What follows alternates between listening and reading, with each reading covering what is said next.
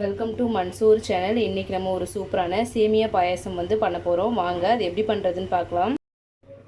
ஒரு சின்ன பேன் ஒன்று எடுத்துட்டேன். இதில் வந்து ஒரு டேபிள் ஸ்பூன் அளவுக்கு நெய் வந்து ஆட் பண்ணிக்கலாம்.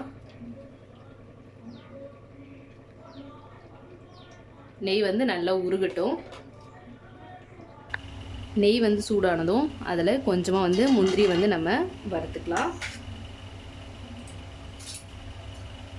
முந்திரி நம்ம வறுக்கும்போது மீடியம் ஃப்ளேம்லேயே வச்சுட்டு நம்ம கொஞ்சம் ஃப்ரை பண்ணிக்கலாம், இல்லைனா வந்து ரொம்ப தீஞ்சு போயிடும்.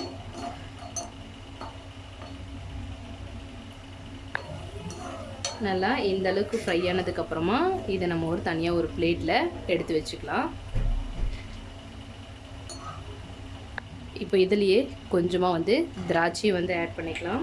திராட்சை வந்து நம்மளுக்கு நல்லா பலூன் மாதிரி கொஞ்சம் உப்பி வரும். அந்த ஸ்டேஜில் நம்ம எடுத்துக்கலாம்.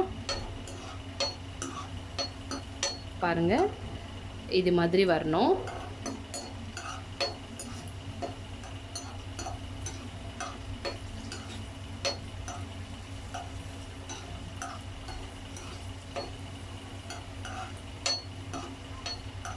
இப்போ இந்த ஸ்டேஜில் இதை நம்ம தனியாக எடுத்து வச்சுக்கலாம்.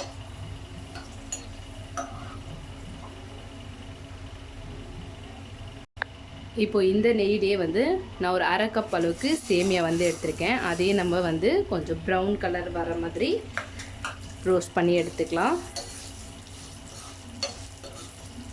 இல்லை ப்ரௌன் கலர் மாதிரி வேண்டாம் அப்படின்னா நெய்யில் போட்டு ஒரு கொஞ்சம் நேரம் லைட்டாக வந்து நம்மளுக்கு வறுத்த உடனே கூட நீங்கள் பால் ஆட் பண்ணிக்கலாம். நம்ம ப்ரௌன் கலரில் வந்ததுக்கப்புறம் செய்யும் போது பார்த்திங்கன்னா அது கொஞ்சம் நல்லா வந்து பார்க்கவே சூப்பராக இருக்கும். பாருங்கள், நல்லா வந்து சேமியா வந்து இந்த கலர் வந்ததுக்கப்புறமா நான் வந்து ஒரு கப் சேமியா எடுத்துருந்தீங்களா, அதில் 2 கப் அளவுக்கு பால் வந்து ஆட் பண்ண போகிறேன்.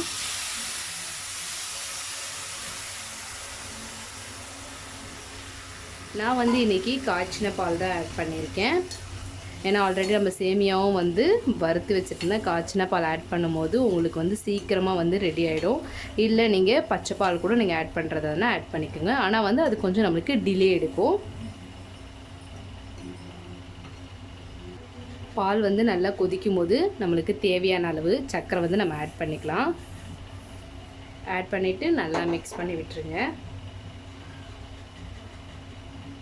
சர்க்கரை ஆட் பண்ணதுக்கப்புறமா வந்து நீங்கள் கொஞ்சம் லோ ஃப்ளேம்லேயே வச்சுட்டு கொதிக்க விடுங்க. பாருங்கள், சேமியா வந்து நல்லா நம்மளுக்கு வெந்து வந்திருக்கு பாருங்கள். அது வந்து ஒரு கண்ணாடி மாதிரி இருக்குதுங்களா, அது மாதிரி வர அளவுக்கு நம்ம வேக விடணும். அப்போ தான் வந்து நம்மளுக்கு நார்மலாக வந்து குழந்தைங்களாம் கொடுத்திங்கன்னா வயிறு வலிக்கும். அது மாதிரி வேகாமல் இருந்தால் பெரியவங்களாக இருந்தாலும் சரி. அதனால் இது மாதிரி நல்லா வெந்ததுக்கப்புறம் தான் நம்ம வந்து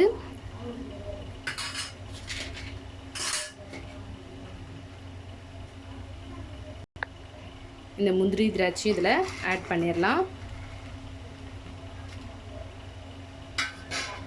ஆட் பண்ணிவிட்டு நல்லா மிக்ஸ் பண்ணி விட்டுருங்க. நல்லா மிக்ஸ் பண்ணி விட்டாச்சு. பாருங்கள், ஒரு சூப்பரான சேமியா பாயாசம் வந்து ரெடி ஆகிடுச்சு.